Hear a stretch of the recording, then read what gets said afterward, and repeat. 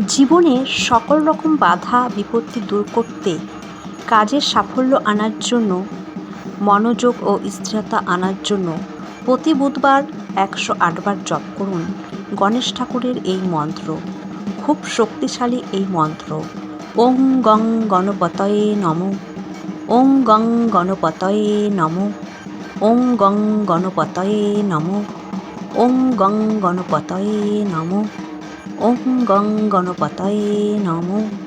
ওং গং গণপতয়ে নমঃ।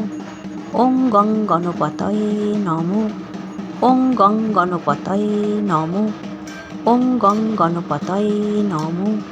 ওং গং গণপতয়ে নমঃ। ওং গং গণপতয়ে নমঃ। ওং গং গণপতয়ে নমঃ। ওং গং গণপতয়ে